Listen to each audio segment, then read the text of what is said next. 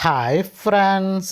మా ఇంటిలో పనిచేసే సాంబిగాడి పెళ్ళాం రంగమ్మ స్నానం చేస్తుండగా అనుకోకుండా చూసిన నేను తన అందచందాలను జుర్రుకొని మరి ఆరగించి ఆస్వాదించాను.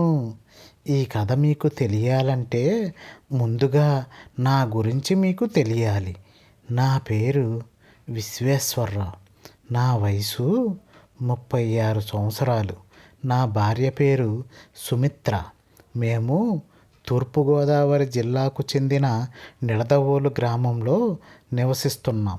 మాది ఒక జమీందారీ కుటుంబం కావటం వలన 4 తరాలుగా బాగా ఎటువంటి మచ్చ లేకుండా నీతి నిజాయితీగా బతుకుతున్న కుటుంబం మాది.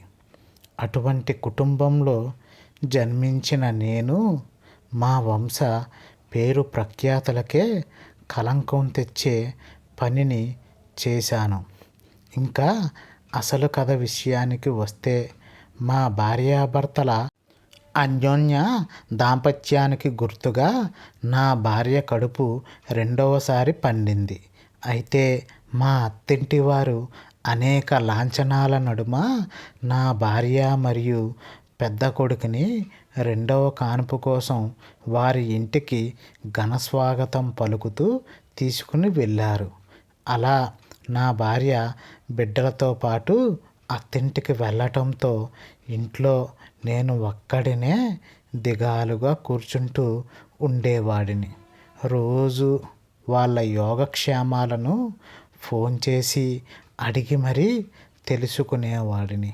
కళ్ళు మూసి తెరిచేలోపు అప్పుడే 4 నెలలు గడిచిపోయాయి. అలా సాఫీగా సాగిపోతున్న నా జీవితంలో అనుకోకుండా ఒకరోజు నేను మా రైసు గోడాను దగ్గరకు వెళ్ళి లెక్కలన్నీ సరిచూసుకుని పనులన్నీ సవ్యంగా జరుగుతున్నాయా లేదా అని చూసి మరలా ఇంటికి వచ్చేటప్పటికి సాయంకాలం 6 అయింది. నేను ఇంటికి రావటాన్ని గమనించిన మా ఇంటి పనివాడు సాంబిగాడు, ఇంట్లో కిరాణా సామానాలు అయిపోయాయి అయ్యగారు, మీరు నాకు కొంత డబ్బిస్తే పక్క ఊరు వెళ్ళి సరుకులు తెచ్చుకునే పనిలో నేను ఉంటాను అని ఇంట్లోకి సరుకులు తెచ్చుకునే పని నిమిత్తం నా దగ్గర డబ్బులు తీసుకుని పక్క ఊరు బయలుదేరాడు. అలా 1 గంట గడిచిన తరువాత నేను సాంబిగాడి పెళ్ళాం రంగమ్మని పిలిచి, నాకు కొద్దిగా తలనొప్పిగా ఉంది, నాకు కొద్దిగా కాఫీ తెచ్చిపెట్టి ఇవ్వు రంగమ్మ అని అడిగాను. దానికి రంగమ్మ, సరే బాబుగారు అంటూ నాకు కాఫీ తెచ్చి ఇచ్చి, ఇంకా ఏమైనా కావాలా బాబుగారు అని నన్ను అడిగింది. దానికి నేను, ఇంకా ఏమీ అవసరం లేదు, అయినా ఎందుకు అలా అడుగుతున్నావు అని రంగమ్మని ప్రశ్నించాను. అదేమీ లేదు బాబుగారు, ఉదయం నుంచి పని చేసి ఒళ్ళంతా పచ్చి పుండైపోయింది. ఇంకా ఏమీ పని లేదంటే నేను వెళ్ళి స్నానం చేద్దామని అని నాకు బదులిచ్చింది. సర్లే, ఇంకేమీ పని లేదు కానీ వెళ్ళి నీ పని నువ్వు చూసుకో అంటూ చిరాగ్గా సమాధానం ఇచ్చాను. సరే అండి బాబుగారు అని రంగమ్మ అక్కడి నుంచి వెళ్ళిపోయింది.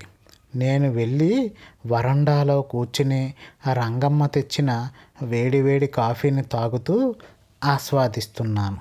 ఈలోగా రంగమ్మ అప్పుడే వాళ్ళ పూరి గుడిసెలోంచి ఒక టవల్ కట్టుకుని బయటకు వచ్చి వాళ్ళ బాత్రూంలోకి స్నానం చేయడానికి వెళ్ళింది. అయితే ఇదంతా అక్కడ నుండి చూస్తున్న నాలో ఉన్నట్టుండి ఒక్కసారిగా చిలిపి ఆలోచనలు మొదలయ్యాయి. నాలో కూడా ఒక తుంటరిగాడు ఉన్నాడని, మదమెక్కిన మానవ మృగం ఉందని ఆ రోజే నాకు అర్థమయ్యింది.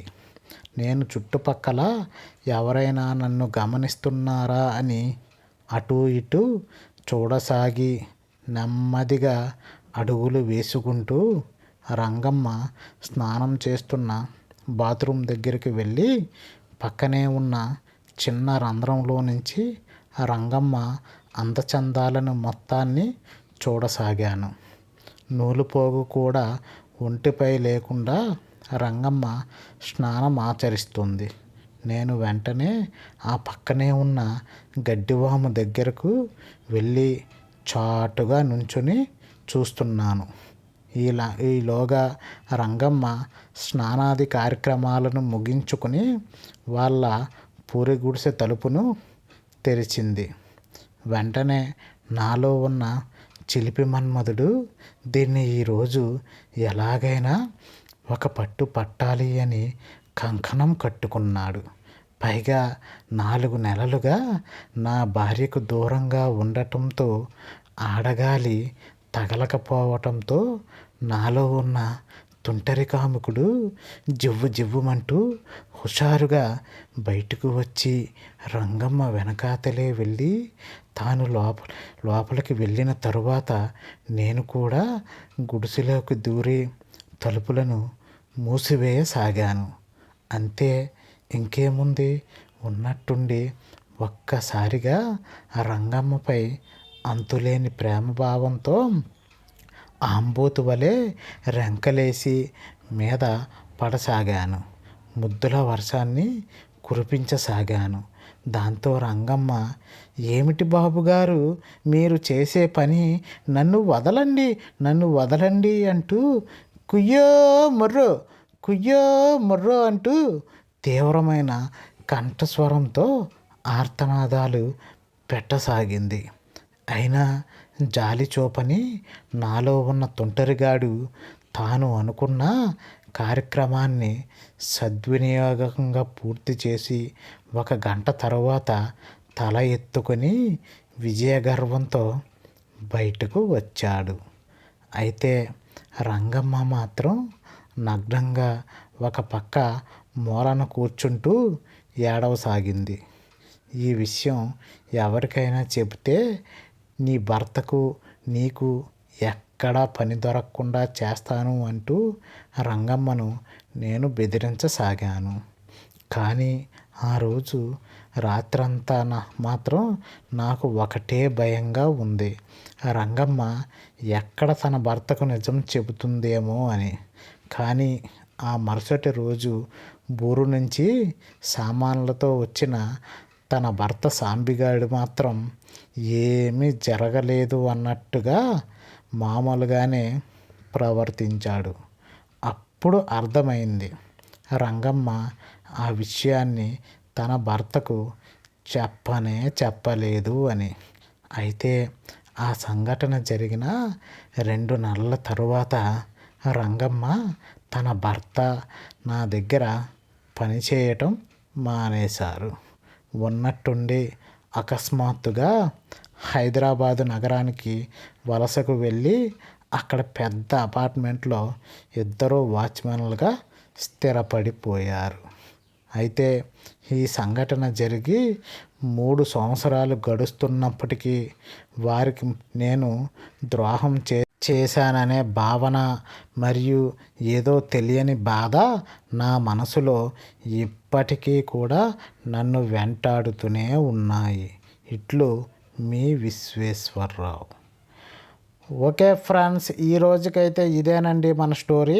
మా వీడియో కనుక మీకు నచ్చినట్టయితే లైక్ చేయండి, షేర్ చేయండి, సబ్స్క్రైబ్ చేసుకోవడం మాత్రం మర్చిపోకండి ఫ్రెండ్స్. Bye bye.